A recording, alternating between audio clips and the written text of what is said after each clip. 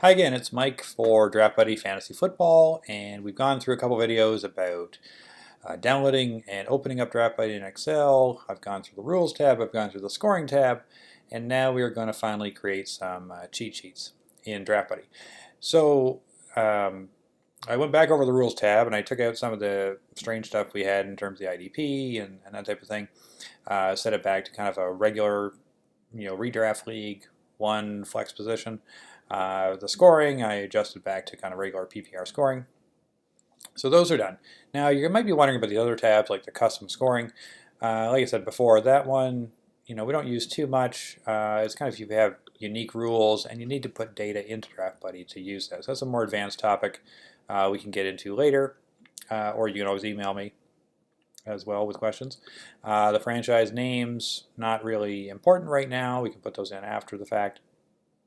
The options tab, there's a bunch of things here that will probably be of interest, especially if you want to really dig into some detail about kind of using different projections and stats and weighting the average and how the players are valued for the overall, that type of thing. But probably the defaults are going to be fine for most people, and we want to get set up relatively quickly here. So let's skip over the options tab, go right to the action tab.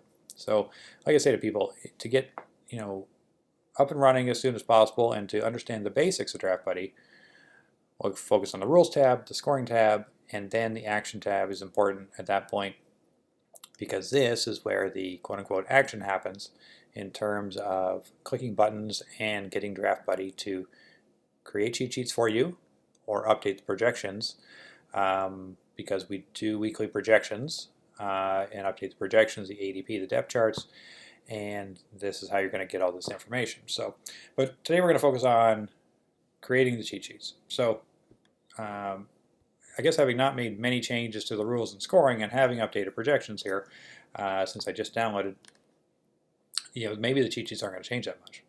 But you can see here are the cheat sheets from the default settings. Here are the overall rankings. But here's the thing to know. When you change the rules and scoring, the cheat sheets do not change right away.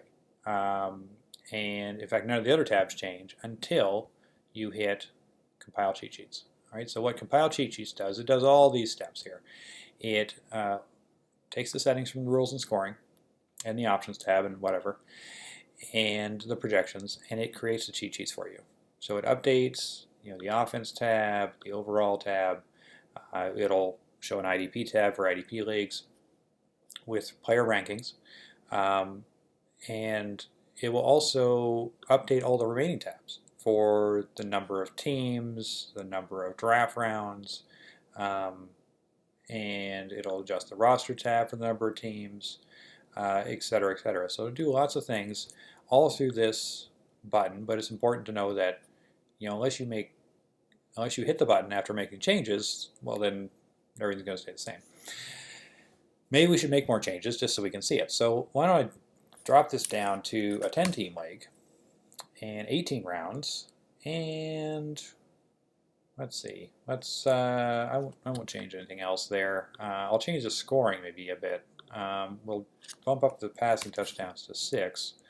And we'll go 1 per 20 on the yardage for running backs, wide receivers, tight ends.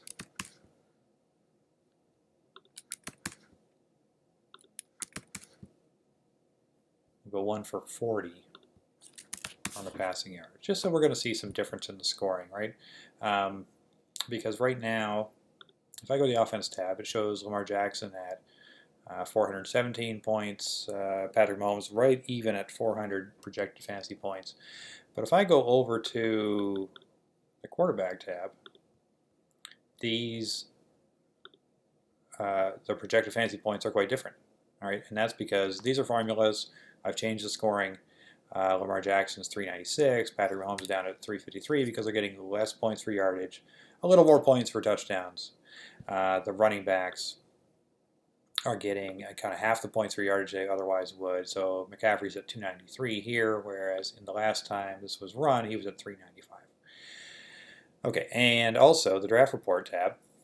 Well, it did update for 10 teams immediately here, but I believe it's only at, oh, in 18 rounds. Okay, but it's got some extra rows here, which we get rid of.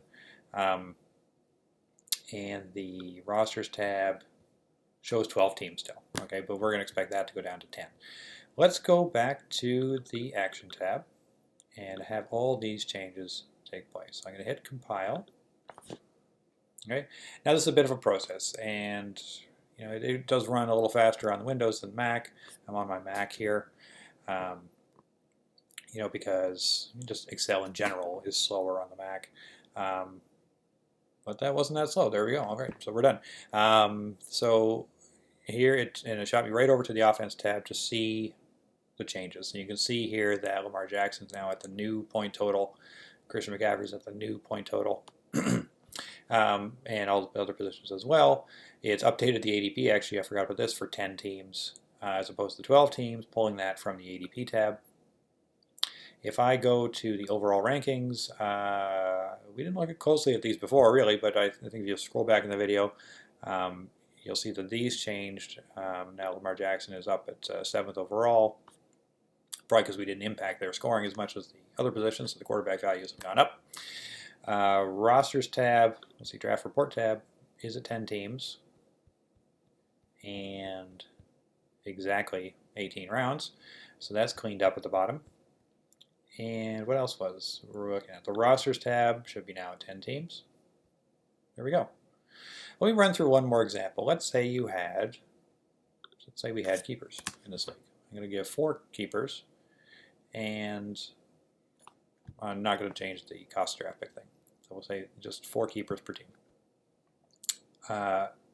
What we need a keepers tab. No keepers tab. So what I would do is I come back to the action tab and hit compile cheat sheets again. It's going to go through the exact same process, do everything, but it's going to give us a keepers tab with 4 rows on it to add keepers. Okay, so there's our cheat sheets again. Those don't change. We don't have any keepers in here yet, but here is the keepers tab. Okay, let me zoom in on this for us. Okay, and it basically gives spots to input players for every franchise, and there should be spots for 10 franchises, which there are. And then if I selected a player, okay, that's giving a little warning. That actually is a good notice. I don't need it. I'll explain that in a second. But say I put Lamar Jackson in there, and as a keeper, I go over here. He's marked off the cheat sheet. Makes sense. He's marked off the overall rankings as well. Makes sense. And he's on the rosters for the team 1, right there. And I can open it up and see his bye week, his team, his projected fantasy points. That type of thing. That warning, I've kind of gone off the action tab a little bit more and into the keepers, but this is important. Okay, so now that we have keepers input, and I said, if you do an update or if you make changes to settings, you want to hit compile cheat sheets again. Note these 2 options at the top here. If you have keepers in here, if you want to reset everything, say you were doing a new league or you just want to start from scratch, then these are set to yes by default, and that's what it'll do. So it says reset keepers or reset draft order and picks. Yes, yes. It'll reset everything in Draft Buddy when you hit compile. If you have keepers in place, which we do, Lamar Jackson here, we do not want him to go away. Remember, we put him in here. So in that case, I would go reset keepers, no. Okay, and now if I hit compile, and that's what's telling me, keep it at yes if you want to reset everything, keep it at no if you want to save them. Now if I hit compile again, he'll stay in place. And then the second option here is the same thing, but for anything on the draft report tab. So if I had, put in, this pick was traded to owner 1, then, and I don't want to lose this stuff, like I don't want to reset everything, then I would say, okay, yeah, reset draft order and picks, put it in no. Okay, and hopefully your draft report tab is set up properly the first time. If it's not set up properly the first time, not right number of rows or that type of thing, number of rounds, well, then you may have to reset everything over here. But assuming everything is good and you've got some data in there, it's important these reset options are no, no, and then compile. Okay, so now if I compile it again, it should keep Lamar Jackson. It should keep that trade in place. Again, we'll run the process. It's taking 10 seconds to figure it out. Lamar Jackson is still there. So he's still marked off because he's still on the Keepers tab. That trade is still here on the Draft Report tab. So that's all saved for us. Okay, we didn't lose it. If I wanted to reset one last time here, I'll put these back to yes. Okay, yes, what's my messages and warning? Makes you wonder how many people read that.